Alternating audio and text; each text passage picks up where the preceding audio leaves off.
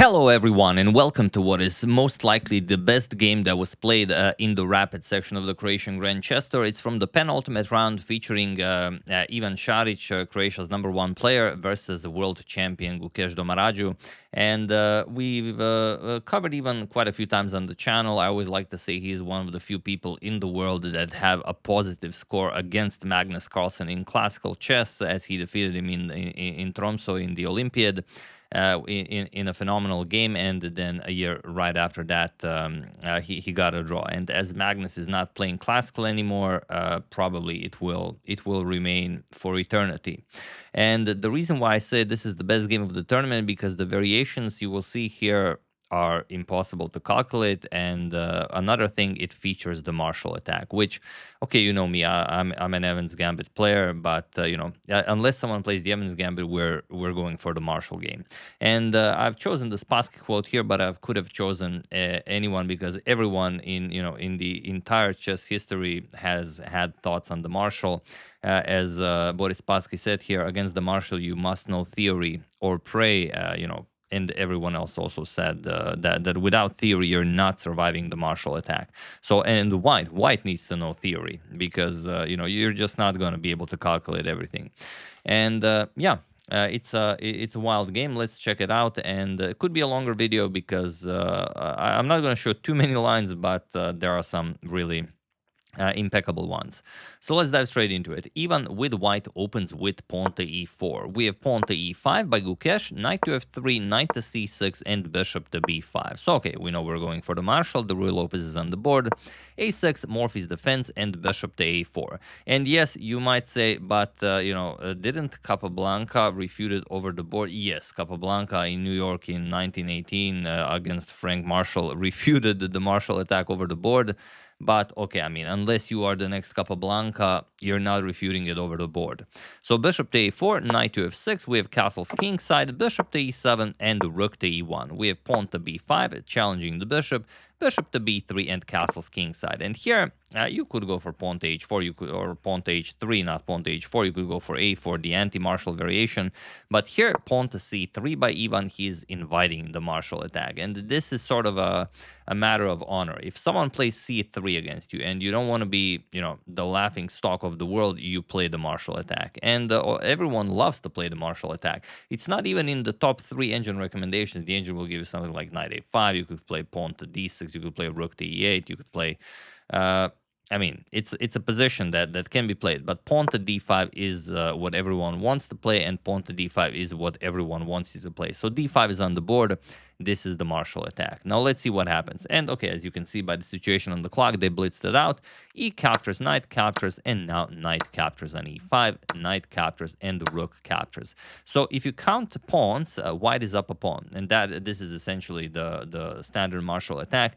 And in the original game, Frank James Marshall played knight back to f6 against Capablanca, and it can still be played today. It's not that it's a bad move or anything.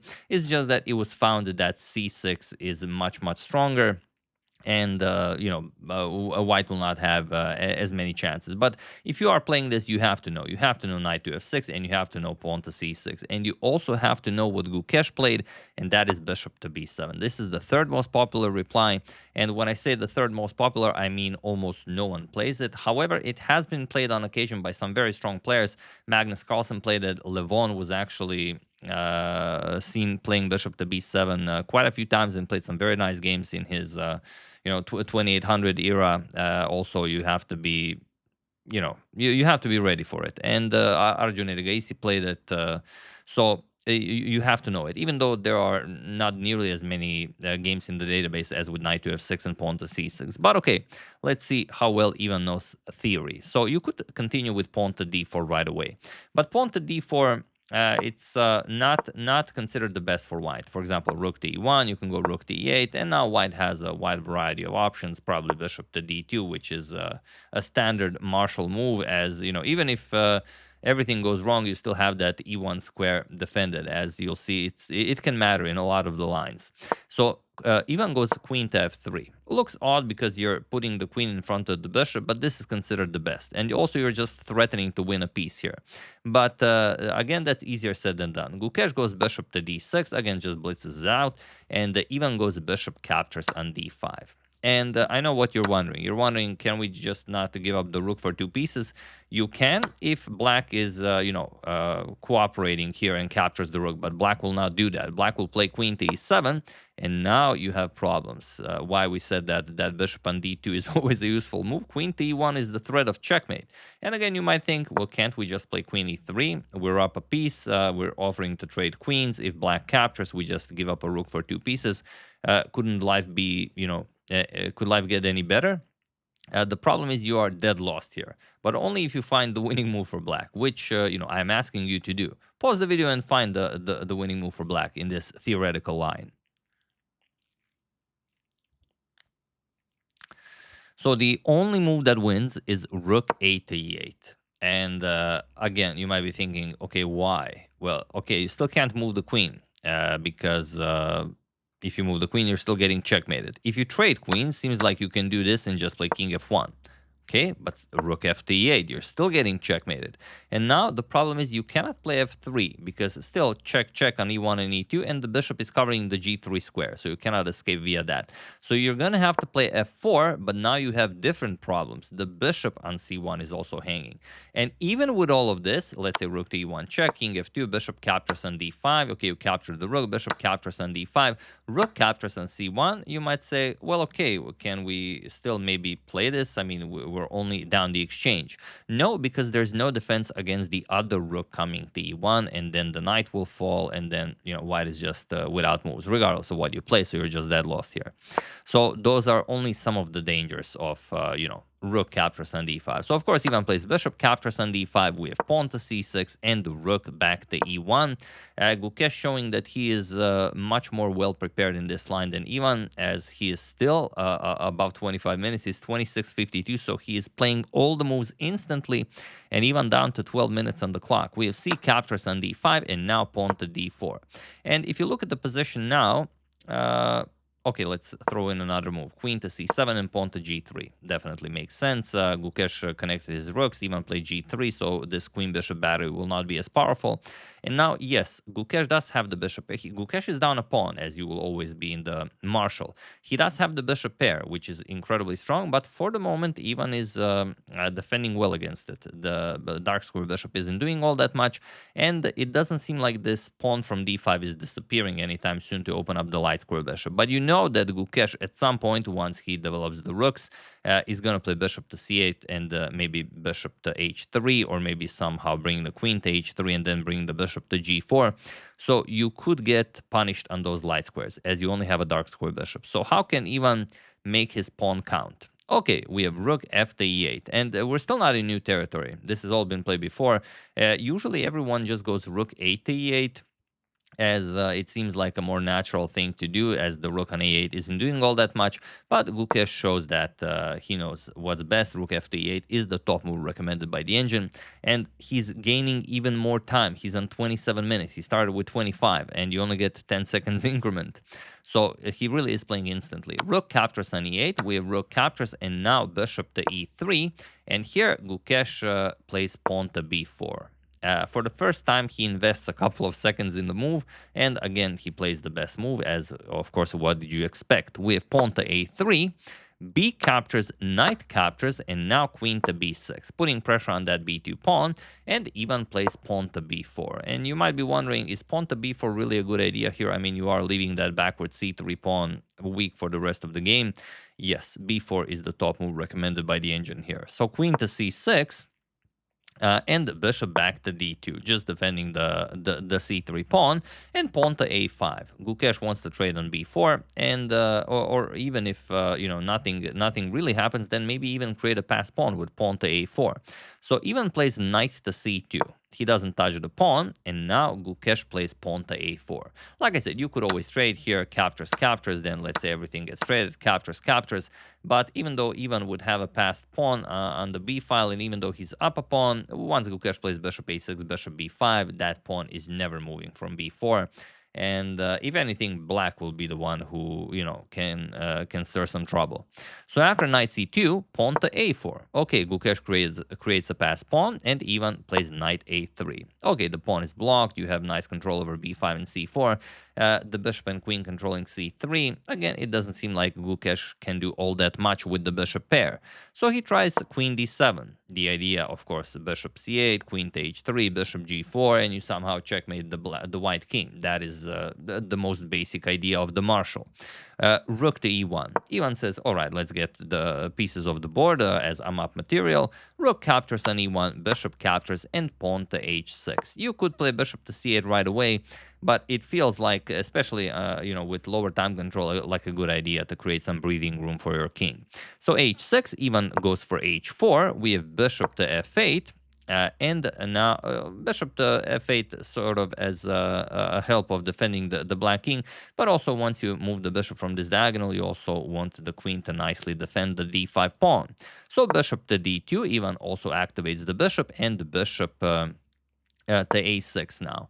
Now, the dream square for this bishop is e4. If you can get that bishop somehow to e4, and then, you know, you somehow wiggle your way in with the queen, then the game is over.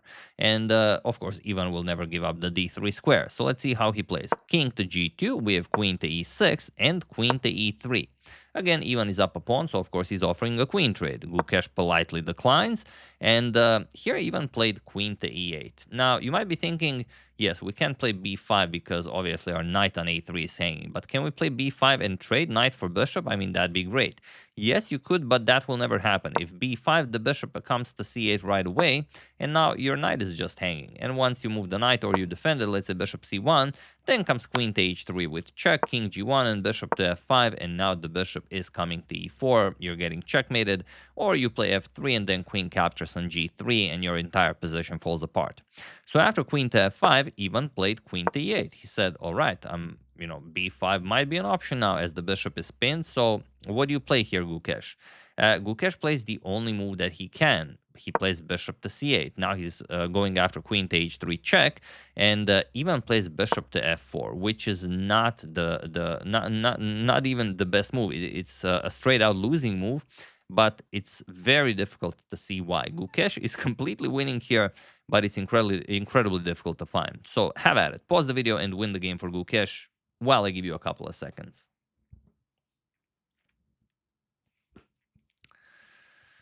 So the only winning move, the move Gukesh played is bishop to d7, and he was, you know, an inch away, literally an inch away from finding the best move. You have to play bishop to e6, not go after the queen, because now you're stopping the queen from returning, and the queen cannot help out with the defense. And now it doesn't matter what you play.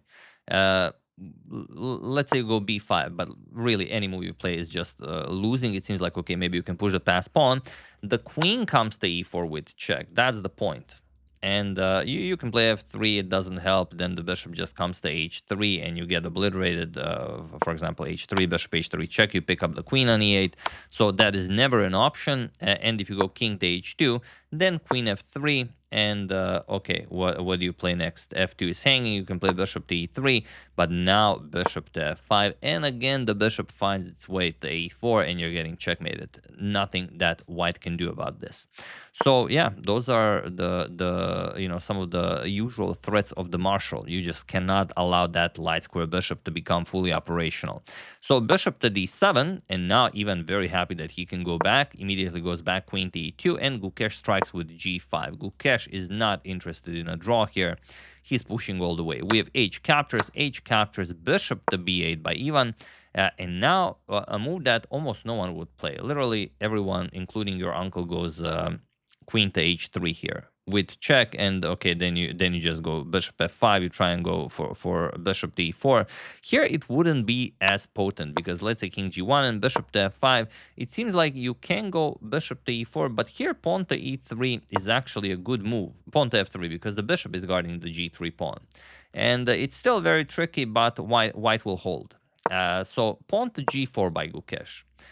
He has different ideas. He now wants to go this way, and the pawn will help the queen, and then he will try to get the bishop over to e4. So bishop to f4 even brings the bishop back, and queen to h7, preparing queen h3.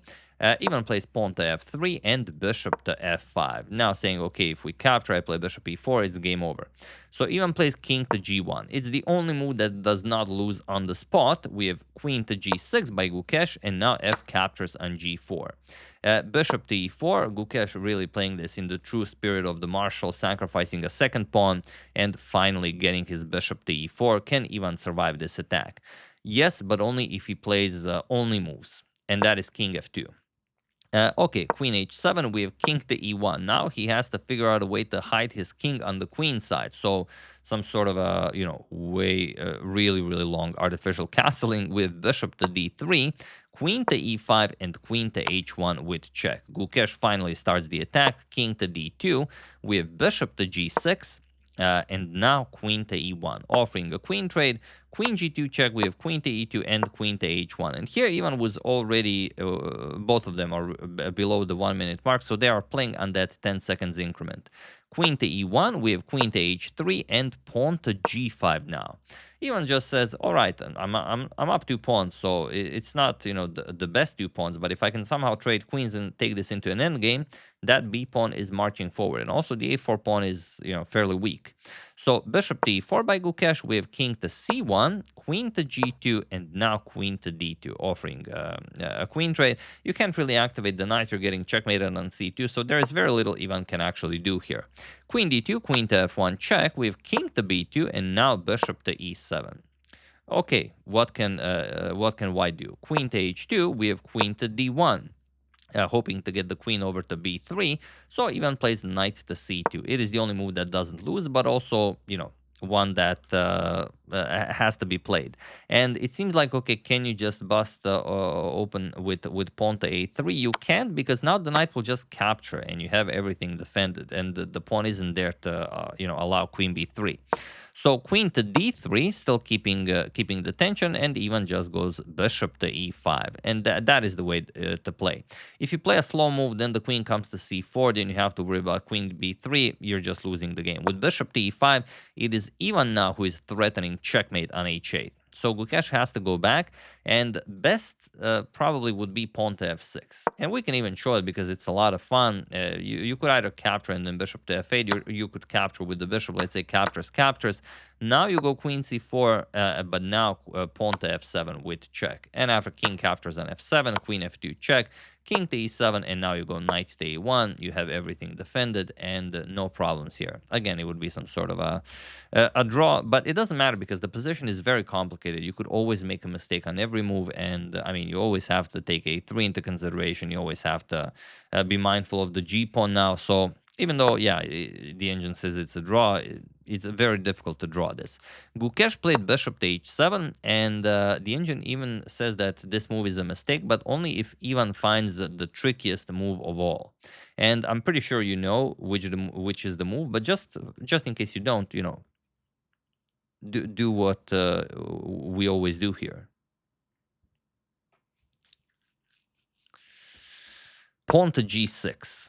That is what Ivan played, and that is by far the best move, as you can't capture with the bishop, as queen h8 is checkmate. If you capture with the f-pawn, then the problem is your bishop is no longer a part of this game, at least while the pawn is on g6. So now you can go queen h6, threaten mate, and now after bishop to f8, you might be thinking, okay, is there anything for white? Yes, queen h3, threatening mate on e6. So you have to move the bishop, and now just queen e6 check, king to f8, and after bishop g7 check, you either get checkmated or you accept the trade. Captures with check, king g8, some checks here, and the queen comes back to e3. You defend defend the attack, and now you're completely winning. There's nothing black can do. You're just up material, and okay, the black king is in terrible shape here. So Gukesh has to go queen captures on g6, and now we have queen to e2 would be best, simply preventing queen to d3. But yeah, time on the clock, that's definitely a factor here. Knight to a3 by Ivan. Still nothing wrong with it. It's just that queen e2 is if you want to play for a win. But I think Ivan was, so trying just, not to lose at this point, that he wasn't really looking for wins here. We have queen to d3, queen to c2, and now queen to a6. We have queen back to d1 and bishop to g6. Still, do you have time to go for some sort of a queen to h1? You could try queen to h1, but then something like f6. A similar thing happened in the game. Queen to d2 was played. Queen to f1, again, not allowing the knight to move due to checkmate. Well, it's not checkmate right away. You will have to go to a3 and then get checkmated on b3. So queen to h2, again going for checkmate, and finally f6 by Gukesh. We have bishop to f4 and queen to d1. We have knight to c2 and queen to d3. Here, maybe a practical solution would be to play bishop captures on b4. Simply open up the queen's path to the b3 square. For example, c captures queen d3. Now you get access to b3, then you push the pawn. It's still a draw, but, maybe very, very hard to defend. Gukesh played queen d3 first. He wanted to get the queen to c4, but now queen to d2, and after queen c4, knight to a1. Again, guarding everything. This knight is just a menace here on a1. It would be much better placed on a3, but Ivan will have to wait for that. We have king to f7. Gukesh still not convinced that this is a draw. He wants to get his king into the game. This is, he's playing for everything, even though he already won the tournament at this point. We have queen to c1, not the tournament, the rapid section. We have bishop to d3, and queen to d2. Okay, bishop to f8. We have king to a3. Now Gukesh has to be a little bit careful. Can he really give up another pawn? For the moment, yes. You can't really capture it. He just goes bishop to e4. If you capture the pawn right away, then just queen to a6 with check, and after king b3, okay, you lose the knight on a1. Not spectacular. So king back to b2 and queen to a6. Okay, we have knight back to c2 and immediately queen to c4, not allowing knight to a3 as queen b3 is coming. So knight back to a1 by Ivan, king to e6, and we have king to a3. Gukesh goes queen to f1, puts pressure on the knight, and queen to c1, defending the knight. And here, Gukesh has to play queen e2. Point being that after king captures on a4, you will have all sorts of perpetuals with queen to a2 check.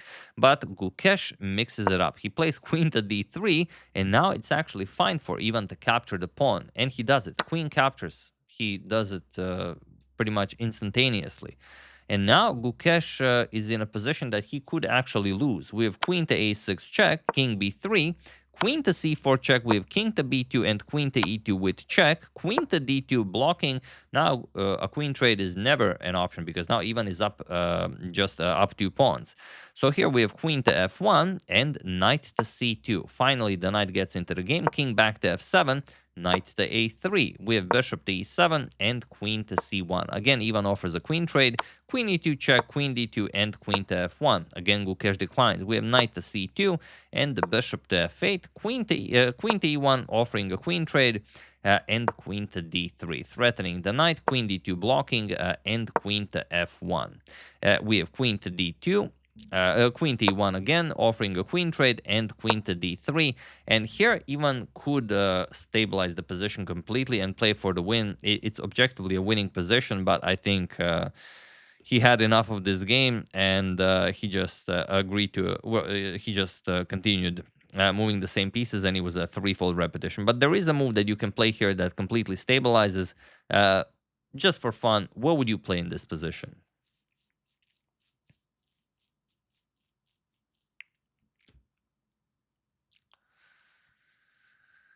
The move is knight to e3, and it's by no means the black falls apart. Now you'll still have to play 100 more moves to beat black from this position, but it's a step in the right direction, because now you can't just bring the queen back and forth. You have to play something. Let's say you play queen to b5 or something, then the queen comes to f1. Okay, you win some squares, and the point is that the knight on e3 is guarding c4 and c2, and you really don't have a way of getting to that white king. For example, bishop d3, you can go queen d1, and okay, even if bishop e4, still no way of you to get anything done here. You're going to play king to b3. Now this is guarded. The knight covers c4 and c2. And now you will slowly but surely get that queen into the game, and you will win the game eventually. But yeah, after queen d3, queen to d2 was played, offering a queen trade, queen to f1. And it was in this position on move 84 that the players agreed to a draw. Or rather, the draw agreements are not allowed in the Grand Chester. It was due to a threefold repetition. So yeah, incredible game. In my opinion, the best game in terms of spectator pleasure, I would say. The Marshall, it had everything. So many lines could have gone wrong for either player. But it was almost played to perfection at this time control. I mean, they really showed they know their business. Gukesh really has shown incredible preparation here. Ivan was a little bit out prepared, but he managed to find his way, and then in the end even force a draw in a winning position. So yeah, brilliant stuff here. I don't know if I mentioned this. I was at the Croatian Team Championship in Lošinj in May, and I got to hang around with some of the top grandmasters. Even I got to hang around with Ivan, and he's really an incredible guy. He knows really so much about chess. Got to hang out with him, with Ante Šarić, with some of the other players as well. And yeah, they're really awesome. They talk a lot about football, but they know a lot about chess history as well.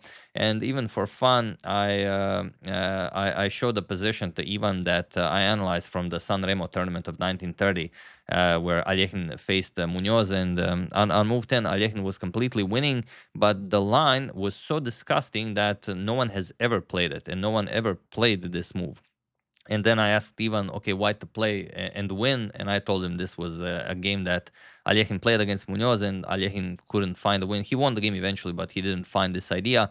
And Ivan, looked at it and he says, okay, now that you've told me, that there's a win here, he found the win immediately. But yeah, I guess it's it's a different story when you don't know that there's a win. But yeah, just a great guy to talk to, and very happy to have met him now in person and spend some time with him. So yeah, that's the game. Hope you guys enjoyed it. Could have gone either way. Gukesh was winning, Ivan was winning. In the end, a draw, a fair result. And after 3 days of Rapid, these are the final standings. As in the previous video, I didn't show the final standings. So Gukesh going into the lead with 14 points. Duda with 11. Let me just check if I've updated the standings. Sometimes I don't. Yeah, okay, these are the final standings. Duda with 11 in second place, Magnus Carlsen in third with 10 points. So Gukesh will have a 4-point lead going into the Blitz, which means that if Magnus is to overtake Gukesh, he has to win 4 more points in the Blitz section, which is, I mean, that is just incredible. So far, every Grand Chester that was played here in Zagreb, whoever won the Rapid section won the entire event. That's just how it works, because all of these guys are so strong, and you just it's very hard to catch up to them. 4-point lead to Magnus and a 3-point lead to Duda will be hard to overcome. It's up to them, but with Gukesh playing like this, I don't see it happening. We'll see how it goes. Can he translate this, his classical strength into Rapid and Rapid into Blitz? We'll see how he handles the lowest of time controls. But here you've seen him play, with seconds on the clock. Yeah, he's just playing really, really well. So yeah, Prague and Fabiano on 9 points, Anish on 8, Alireza on 8, Wesley on 8, even Šarić on 7 points. He played a lot of games well. He was winning in a lot of them. I know he was winning against Nodrbek, against Alireza, but in the end, he only managed to draw them. And Nodrbek in last place with 6 points, and I'm not going to even repeat it again, because you know what I will say. So yeah, hope you enjoyed it. I would like to thank James Anderson, Guillermo Ismael Garcia Borges, Benjamin Heuberger, Nikola Nenad Stankovic, and Eric Vasquez for your contribution to my channel. Thank you a lot. I really appreciate it. As usual, you can check 2 of my previous videos here. Thank you all for watching, and I will see you soon, continuing to check up on your wonderful suggestions and whatever else happens in the chess world. Thank you all. I will see you soon, and have an excellent rest of your day. Sorry for a bit of a longer video, but I mean, you've seen the lines. See you soon.